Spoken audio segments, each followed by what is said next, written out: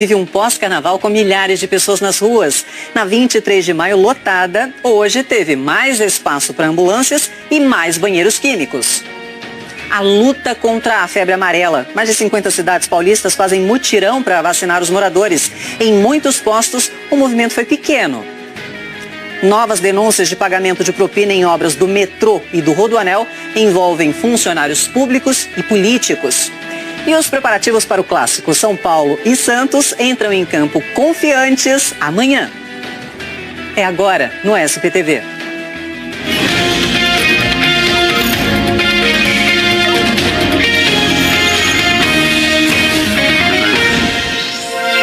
(7h28), boa noite. Sabadão de pós-carnaval, São Paulo continua aí no ritmo da festa com quem tem tradição no assunto. Os ritmos baianos agitaram a 23 de maio. E a gente vai para lá então ao vivo com a Ana Paula Campos. Oi, Ana Paula, boa noite para você. Oi, Michele, agora não tem música baiana não. A gente está em cima de um trio, de um bloco criado esse ano para relembrar grandes sucessos dos anos 80 e 90. E aí, todo mundo sabe cantar. Olha só a galera que está aqui na 23, que se consolidou como uma grande passarela do Carnaval de Rua aqui de São Paulo. Mais de 2,5 milhões de pessoas no fim de semana passado. Agora, mais cedo, a gente chegou aqui cedinho, a 23 de maio praticamente curou a Bahia. Foram 2 blocos de Axé Music, o Baiana System e o trio elétrico da Cláudia Leite. A gente acompanhou tudo. Dá uma olhada na reportagem. Tô louco por ela. Ela, pra mim, é número 1. A expectativa não era só do público que veio ver de pertinho a estrela. Eu espero que Deus me dê força e perna, porque é muita emoção e às vezes desestabiliza. Quero retribuir, quero servir. A multidão cantou vários sucessos junto com ela e sem ela também. Essa é a primeira vez que a Cláudia Leite desfila aqui no Carnaval de Rua de São Paulo e tem tudo para ser inesquecível. Segundo a própria cantora, esse é o maior público do bloco Largadinho, que desfila há 5 anos no Carnaval de Salvador. É gente a perder de vista aqui na 23. No meio dessa galera, a gente encontrou o baiano Luciano, que nem precisou voltar para a terrinha para matar a saudade do trio elétrico. Daqui pra frente o carnaval de São Paulo vai ficar praticamente igual ao de Salvador. Só botar os trio elétricos e trazer os artistas de lá, vai ficar filé. Aí a gente já se prepara pro ano que vem. Eu já tô fazendo a contagem regressiva. 379 dias pra carnaval do ano que vem. Já tô contando já. E o pessoal quer saber como é que vai ficar o tempo. Thiago Choy, boa noite para você, tudo jóia. Quem for curtir o pós-carnaval amanhã, como é que vai ficar? Então, Michele, o domingo deve começar sem chuva, tá? Com tempo firme em toda a grande São Paulo, só que a partir da tarde pode sim ter chuva forte, só que em pontos mais isolados. Vamos ver por estado inteiro aqui, aí você já entende. Veja que a chuva mais forte é só no verde escuro, oeste de São Paulo, tá? Restante do estado, incluindo o litoral, essa chuva um pouco mais fraca. E aí depois daquela chuvarada, né, Michele, que caiu durante a semana no litoral norte, sim, a rodovia Mogi-Bertioga está continuando aí interditada completamente entre os quilômetros 69 e 98, ainda não tem previsão para reabrir. Nossa. Fala da capital? Sim. Vamos detalhar a capital para amanhã, olha só. Pela manhã, sol entre nuvens, 18 graus pelas 7 horas, à tarde a chuva deve vir 28 graus e à noite cai para os 23 com possibilidade de chuva. Então tá bom, Thiago. Tchau. Obrigada. Bom domingo. Boa noite para você também. Olha, gente, no segundo dia D da campanha contra a febre amarela, cerca de 350 mil pessoas foram vacinadas. Isso em mais de 50 cidades do estado. Esse é um balanço aí inicial que o SP2 conseguiu em primeira mão. Se Maomé não vai à montanha, a montanha vai até Maomé. Foi exatamente essa a estratégia adotada em São Bernardo do Campo. Olha a campanha da febre amarela! Foi assim, de casa em casa, que 650 agentes de saúde imunizaram moradores em 7 bairros que ficam pertinho das áreas verdes da cidade. Eu ia vacinar no posto, já que veio em casa, ótimo, né? É mais fácil. Em alguns casos foi preciso convencer o morador. Tirei todas as dúvidas que eu tinha, que eu estava com receio de tomar a vacina, mas tá tranquilo. O Poupa Tempo e os shoppings também entraram na corrente contra a febre amarela. Até hoje, só 38% da população tinha se vacinado. A prefeitura diz que a campanha só acaba quando atingir 90% dos moradores.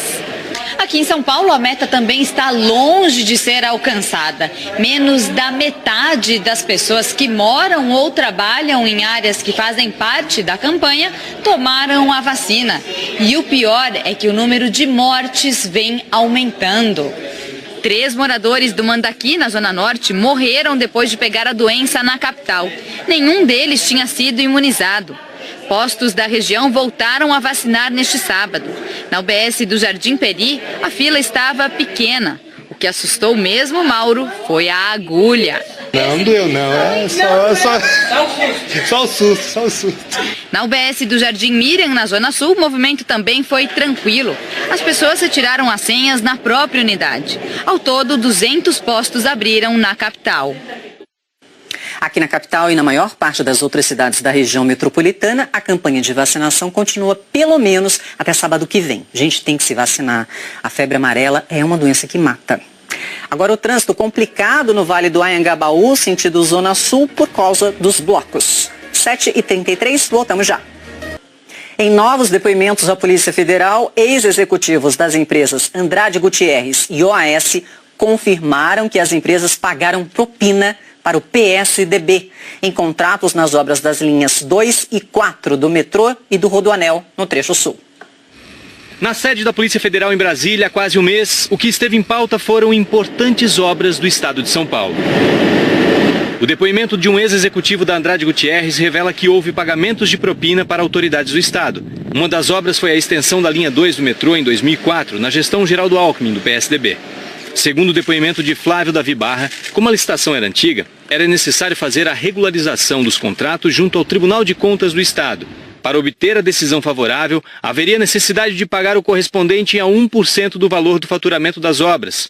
O destinatário final era Eduardo Bittencourt, na época conselheiro do Tribunal de Contas e relator das obras do metrô. O contrato do primeiro lote de expansão da linha 2 era de aproximadamente 170 milhões de reais e foi feito o pagamento de 1.700.000 em espécie ao longo de 6 meses. Segundo o delator, os pedidos de dinheiro não pararam. A diferença é que a partir daquele momento vieram de dentro do metrô. O ex-executivo disse que foi procurado pelo então presidente do metrô, Luiz Carlos Freire David, para tratar de pagamentos para os diretores do metrô de São Paulo e que seria necessária a arrecadação de 2 milhões de reais. Segundo o ex-executivo, também foram pagos outros 500 mil reais para Sérgio Brasil, que na época era gerente da área de contratos do metrô. A linha 4 amarela do metrô também aparece no depoimento de Flávio Davi Barra. Depois de vencer a um dos lotes, a Andrade Gutierrez, junto com outras empresas vencedoras, resolveram mudar a forma de contrato. E para isso precisavam da aprovação, mais uma vez, do Tribunal de Contas do Estado. No depoimento, Barra conta que Eduardo Bittencourt foi procurado novamente e afirmou que poderia cuidar da fusão dos consórcios mediante o pagamento de 10 milhões de reais. Ele conta ainda que Andrade Gutierrez efetuou o pagamento de 2 milhões. Em 2007, Flávio Barra assumiu dentro da Andrade Gutierrez todos os contratos que a empresa tinha com obras do governo do estado, entre elas o Rodoanel Sul. No depoimento, ele reforça para a Polícia Federal o que já tinha sido dito em outra delação, a de um ex-executivo da OAS. Carlos Henrique Barbosa Lemos disse que foi necessário realizar o pagamento de aproximadamente 30 milhões de reais para o então secretário de Transportes do Estado, Dario Reis Lopes, e que os 30 milhões teriam por objetivo colaborar com o caixa de campanha eleitoral do PSDB. Segundo o ex-executivo, os 30 milhões seriam rateados entre as empresas conforme o valor de cada lote. Ao consórcio OAS Mendes Júnior caberia o valor de 5 milhões e 400 mil reais.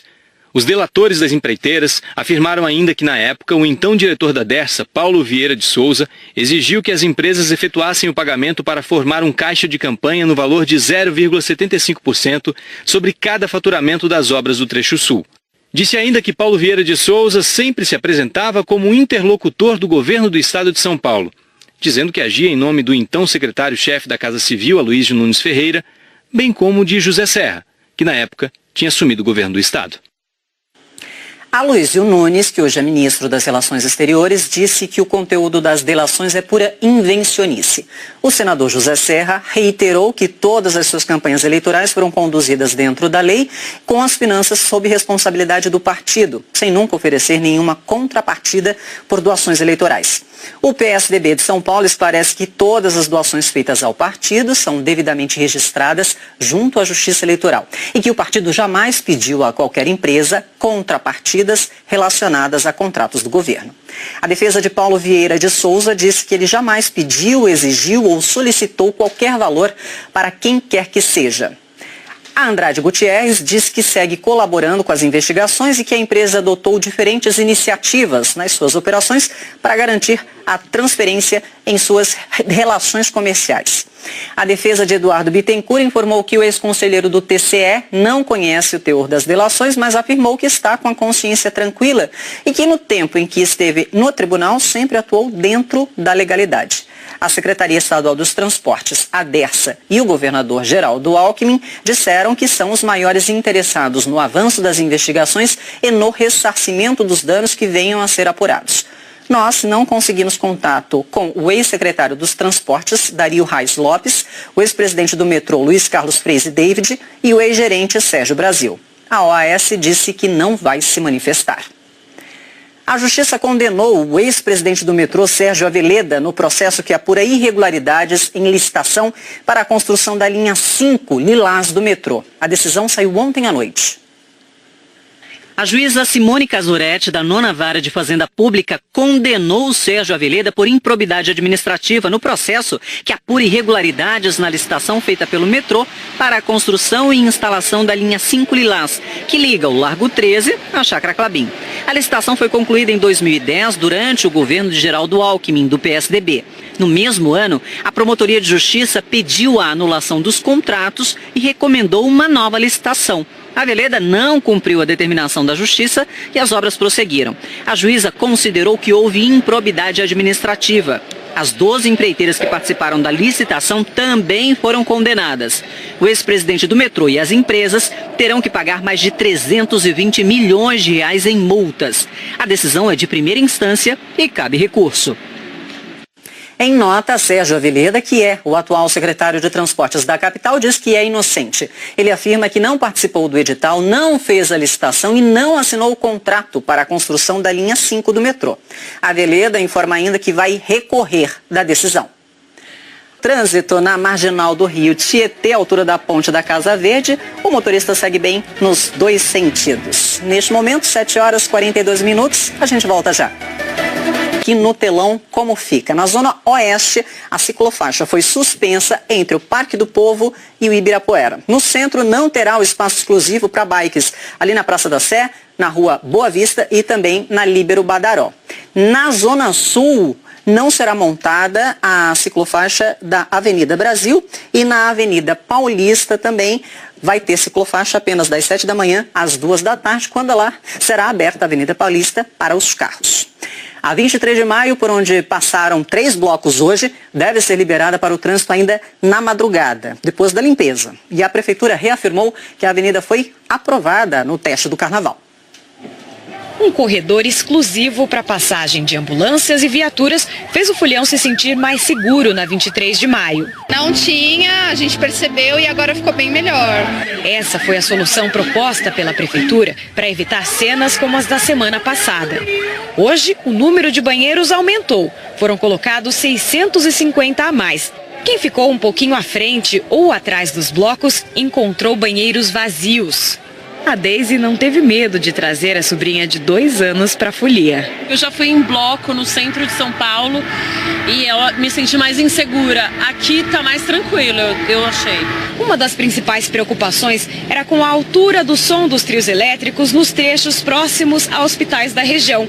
Pelo menos hoje, os blocos abaixaram o volume para não incomodar os pacientes. A Prefeitura diz que investiu 6 meses na operação do Carnaval e que os resultados foram positivos. Vamos levar em conta que são 12 milhões de pessoas. É uma população equivalente quase à própria cidade de São Paulo ao longo de 14 dias que desfilaram. Não é uma operação fácil, ela é complexa, mas a meu ver foi bem sucedida. Mas quando o bloco da Cláudia Leite estava próximo do monumento da Tomi Otaki, alguns tapumes começaram a tombar. Força da segurança da prefeitura para poder ajudar aqui. Ninguém se machucou e a festa seguiu em frente, para a alegria do Jailson, que vende cachorro-quente. Ele teve um lucro de quase 10 mil reais em relação aos finais de semana sem os blocos. Tá bom, né? Não tá ruim não. Se tivesse todo mês no carnaval seria bom, né? Amanhã tem mais. Vamos dar uma olhada em alguns destaques da programação dos blocos para o domingo. Aqui na Avenida Faria Lima tem a união de 2 blocos, o Voo de Táxi e o Pé na Jaca, à 1 da tarde. Na Freguesia do Ó, também à 1 da tarde, tem o Aqui Ó. E aí as duas na Consolação é a vez do bloco Oração. Fechando a festa, também na Consolação, tem Daniela Mercury, a partir das 3 da tarde. A CT vai montar uma operação especial nessa região. Serão 40 pontos de interdição já a partir das 11 da manhã. A lista completinha dos blocos e das interdições você encontra no G1. O SPTV termina aqui. Lembrando que o horário de verão, gente, termina hoje, é meia-noite. Então, todo mundo colocando o relógio para as 11 horas. Para rever algumas das nossas reportagens, vai lá no Globoplay. As notícias do Brasil e do mundo são no Jornal Nacional. Ótima noite para você, excelente domingo, bom fim de semana. As do metrô. A decisão saiu ontem à noite. A juíza Simone Cazuretti, da 9ª Vara de Fazenda Pública, condenou o Sérgio Aveleda por improbidade administrativa no processo que apura irregularidades na licitação feita pelo metrô para a construção e instalação da linha 5 Lilás, que liga o Largo 13 à Chácara Clabim. A licitação foi concluída em 2010, durante o governo de Geraldo Alckmin, do PSDB. No mesmo ano, a Promotoria de Justiça pediu a anulação dos contratos e recomendou uma nova licitação. A Aveleda não cumpriu a determinação da Justiça e as obras prosseguiram. A juíza considerou que houve improbidade administrativa. As 12 empreiteiras que participaram da licitação também foram condenadas. O ex-presidente do metrô e as empresas terão que pagar mais de 320 milhões de reais em multas. A decisão é de primeira instância e cabe recurso. Em nota, Sérgio Aveleda, que é o atual secretário de Transportes da capital, diz que é inocente. Ele afirma que não participou do edital, não fez a licitação e não assinou o contrato para a construção da linha 5 do metrô. Aveleda informa ainda que vai recorrer da decisão. Trânsito na Marginal do Rio Tietê, altura da Ponte da Casa Verde, o motorista segue bem nos 2 sentidos. Neste momento, 7 horas e 42 minutos, a gente volta já. Aqui no telão, como fica? Na zona oeste, a ciclofaixa foi suspensa entre o Parque do Povo e o Ibirapuera. No centro, não terá o espaço exclusivo para bikes, ali na Praça da Sé, na Rua Boa Vista e também na Líbero Badaró. Na zona sul, não será montada a ciclofaixa da Avenida Brasil e na Avenida Paulista também vai ter ciclofaixa apenas das 7 da manhã às 2 da tarde, quando lá será aberta a Avenida Paulista para os carros. A 23 de maio, por onde passaram 3 blocos hoje, deve ser liberada para o trânsito ainda na madrugada, depois da limpeza. E a Prefeitura reafirmou que a avenida foi aprovada no teste do Carnaval. Um corredor exclusivo para passagem de ambulâncias e viaturas fez o Fulião se sentir mais seguro na 23 de maio. Não tinha, a gente percebeu e agora ficou bem melhor. Essa foi a solução proposta pela Prefeitura para evitar cenas como as da semana passada. Hoje, o número de banheiros aumentou. Foram colocados 650 a mais. Quem ficou um pouquinho à frente ou atrás dos blocos encontrou banheiros vazios. A Deise não teve medo de trazer a sobrinha de 2 anos para a folia. Eu já fui em bloco no centro de São Paulo e eu me senti mais insegura. Aqui tá mais tranquilo, eu achei. Uma das principais preocupações era com a altura do som dos trios elétricos nos trechos próximos a hospitais da região. Pelo menos hoje, os blocos abaixaram o volume para não incomodar os pacientes. A Prefeitura diz que investiu 6 meses na operação do Carnaval. A juíza Simone Cazuretti, da 9ª Vara de Fazenda Pública, condenou o Sérgio Aveleda por improbidade administrativa no processo que apura irregularidades na licitação feita pelo metrô para a construção e instalação da linha 5 Lilás, que liga o Largo 13 à Chácara Clabim. A licitação foi concluída em 2010, durante o governo de Geraldo Alckmin, do PSDB. No mesmo ano, a Promotoria de Justiça pediu a anulação dos contratos e recomendou uma nova licitação. A Aveleda não cumpriu a determinação da Justiça e as obras prosseguiram. A juíza considerou que houve improbidade administrativa. As 12 empreiteiras que participaram da licitação também foram condenadas.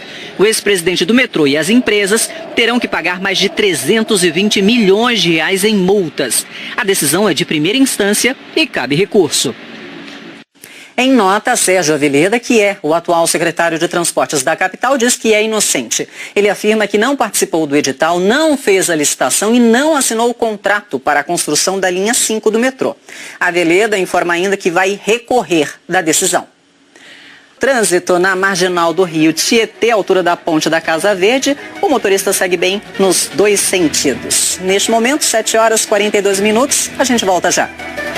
Aqui no telão, como fica? Na zona oeste, a ciclofaixa foi suspensa entre o Parque do Povo e o Ibirapuera. No centro, não terá o espaço exclusivo para bikes, ali na Praça da Sé, na Rua Boa Vista e também na Líbero Badaró. Na zona sul, não será montada a ciclofaixa da Avenida Brasil e na Avenida Paulista também vai ter ciclofaixa apenas das 7 da manhã às 2 da tarde, quando lá será aberta a Avenida Paulista para os carros. A 23 de maio, por onde passaram 3 blocos hoje, deve ser liberada para o trânsito ainda na madrugada, depois da limpeza. E a Prefeitura reafirmou que a avenida foi aprovada no teste do Carnaval. Um corredor exclusivo para passagem de ambulâncias e viaturas fez o Fulião se sentir mais seguro na 23 de maio. Não tinha, a gente percebeu e agora ficou bem melhor. Essa foi a solução proposta pela Prefeitura para evitar cenas como as da semana passada. Hoje, o número de banheiros aumentou. Foram colocados 650 a mais. Quem ficou um pouquinho à frente ou atrás dos blocos encontrou banheiros vazios. A Deise não teve medo de trazer a sobrinha de 2 anos para a folia. Eu já fui em bloco no centro de São Paulo e eu me senti mais insegura. Aqui tá mais tranquilo, eu achei. Uma das principais preocupações era com a altura do som dos trios elétricos nos trechos próximos a hospitais da região. Pelo menos hoje, os blocos abaixaram o volume para não incomodar os pacientes. A Prefeitura diz que investiu 6 meses na operação do Carnaval e que os resultados foram positivos. Tiago Choy, boa noite para você, tudo jóia. Quem for curtir o pós-carnaval amanhã, como é que vai ficar? Então, Michele, o domingo deve começar sem chuva, tá? Com tempo firme em toda a grande São Paulo, só que a partir da tarde pode sim ter chuva forte, só que em pontos mais isolados. Vamos ver por estado inteiro aqui, aí você já entende. Veja que a chuva mais forte é só no verde escuro, oeste de São Paulo, tá? Restante do estado, incluindo o litoral, essa chuva um pouco mais fraca. E aí depois daquela chuvarada, né, Michele, que caiu durante a semana no litoral norte, sim, a rodovia Mogi-Bertioga está continuando aí interditada completamente entre os quilômetros 69 e 98, ainda não tem previsão para reabrir. Nossa. Fala da capital? Sim. Vamos detalhar a capital para amanhã, olha só. Pela manhã, sol entre nuvens, 18 graus pelas 7 horas, à tarde a chuva deve vir 28 graus e à noite cai para os 23 com possibilidade de chuva. Então tá bom, Tiago. Tchau. Obrigada. Bom domingo. Boa noite para você também. Olha, gente, no segundo dia D da campanha contra a febre amarela, cerca de 350 mil pessoas foram vacinadas. Isso em mais de 50 cidades do estado. Esse é um balanço aí inicial que o SP2 conseguiu em primeira mão. Se Maomé não vai à montanha, a montanha vai até Maomé. Foi exatamente essa a estratégia adotada em São Bernardo do Campo. Olha a campanha da febre amarela! Foi assim, de casa em casa, que 650 agentes de saúde imunizaram moradores em 7 bairros que ficam pertinho das áreas verdes da cidade. Eu ia vacinar no posto, já que veio em casa, ótimo, né? É mais fácil. Em alguns casos foi preciso convencer o morador. Tirei todas as dúvidas que eu tinha, que eu estava com receio de tomar a vacina, mas tá tranquilo. O Poupa Tempo e os shoppings também entraram na corrente contra a febre amarela. Até hoje, só 38% da população tinha se vacinado. A prefeitura diz que a campanha só acaba quando atingir 90% dos moradores. Aqui em São Paulo, a meta também está longe de ser alcançada. Menos da metade das pessoas que moram ou trabalham em áreas que fazem parte da campanha tomaram a vacina. E o pior é que o número de mortes vem aumentando. 3 moradores do Mandaqui, na Zona Norte, morreram depois de pegar a doença na capital. Nenhum deles tinha sido imunizado. Postos da região voltaram a vacinar neste sábado. Na UBS do Jardim Peri, a fila estava pequena. O que assustou mesmo Mauro foi a agulha. Não doeu não, é só o susto. Na UBS do Jardim Miriam, na Zona Sul, o movimento também foi tranquilo. As pessoas retiraram as senhas na própria unidade. Ao todo, 200 postos abriram na capital. Aqui na capital e na maior parte das outras cidades da região metropolitana, a campanha de vacinação continua pelo menos até sábado que vem. A gente tem que se vacinar. A febre amarela é uma doença que mata. Agora completamente entre os quilômetros 69 e 98 ainda não tem previsão para reabrir. Nossa. Fala da capital? Sim. Vamos detalhar a capital para amanhã. Olha só. Pela manhã, sol entre nuvens, 18 graus pelas 7 horas. À tarde, a chuva deve vir 28 graus e à noite cai para os 23 com possibilidade de chuva. Então tá bom, Thiago. Tchau. Obrigada. Bom domingo. Boa noite para você também.